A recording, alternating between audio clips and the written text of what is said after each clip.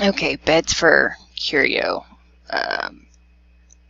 Besides the regular beds that are already in the prop editor, which basically all you do is you buy the bed, you put the bed where you want it, you exit the prop editor or the scene editor, and voila, you're done.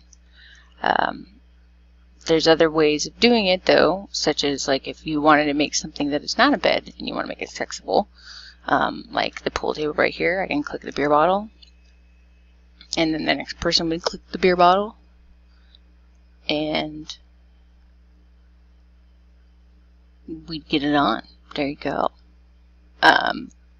Or you can make group beds like this, so each one of these pillows has a script on it to where you can get in the bed. I'm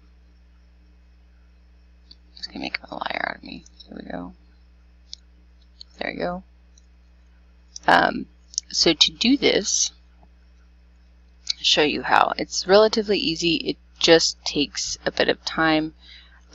Using the thing I did on the last video with making a bot helps out greatly, but it's still going to take a little bit of time because of constantly having to save and then test it and then save and then test it. So I'll do one quick run through and then we'll see how it works yet. Like even like right here on the couch. Oh, come on. There you go.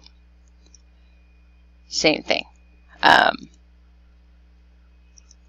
So I'll make these pool tables fixable. So you go into the scene editor.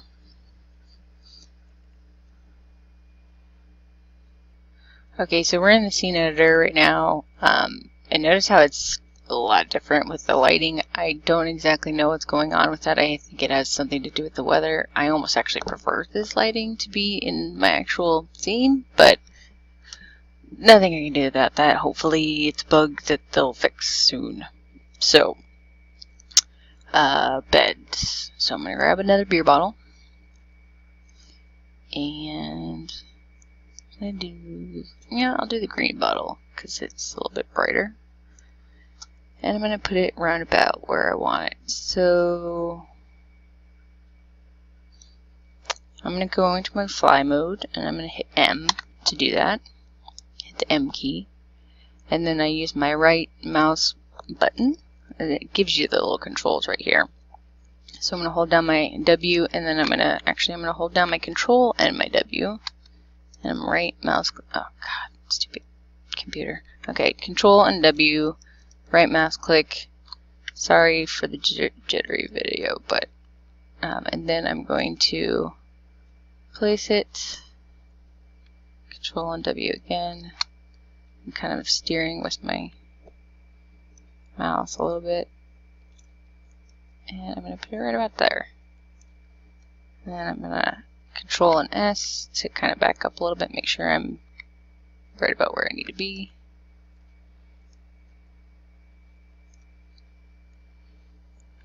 And I'm going to go over here a little bit.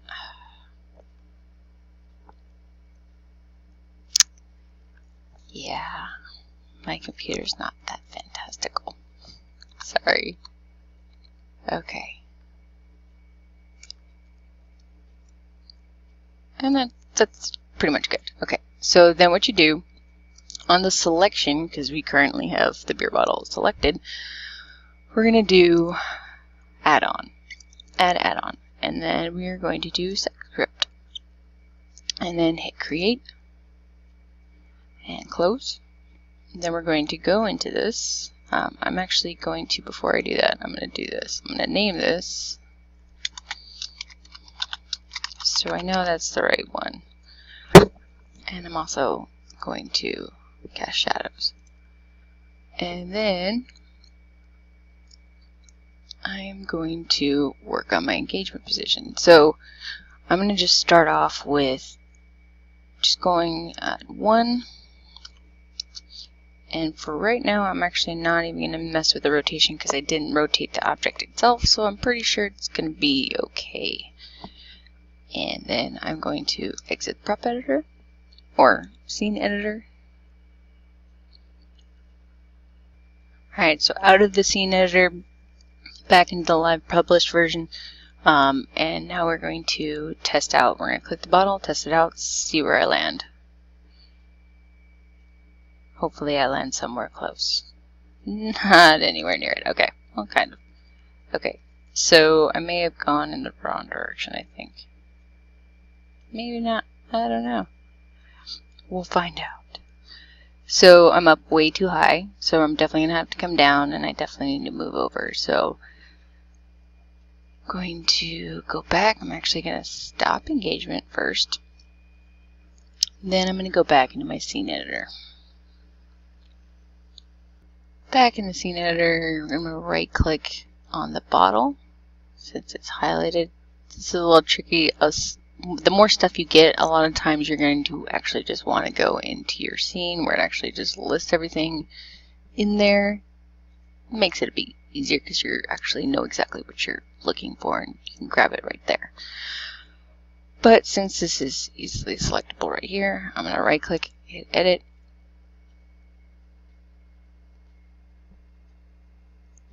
And eventually my computer will work.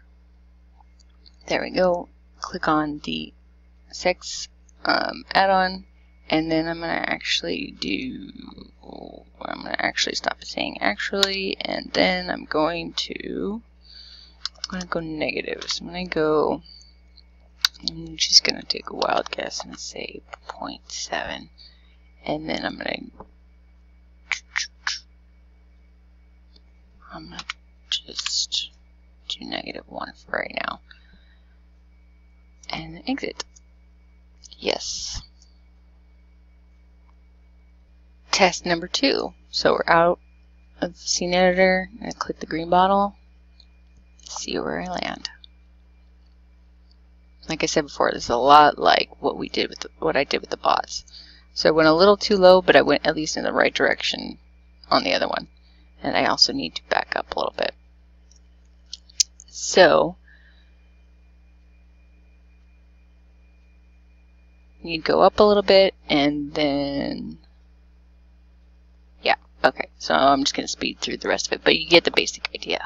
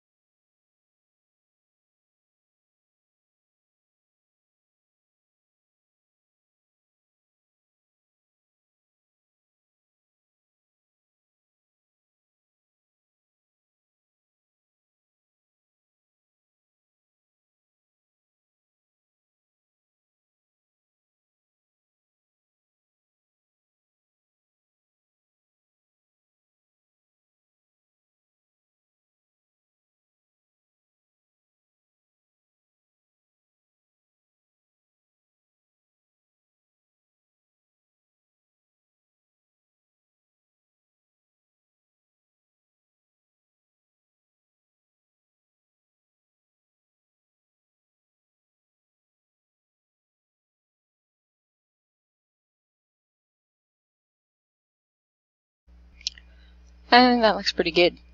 So it took a few times. Don't be shocked if it takes you like a bunch of different times, because I've been doing this nearly all day. So it takes a little bit of practice before you can kind of guess what you need to do the offsets at. But it's pretty much the same thing like the sex bots.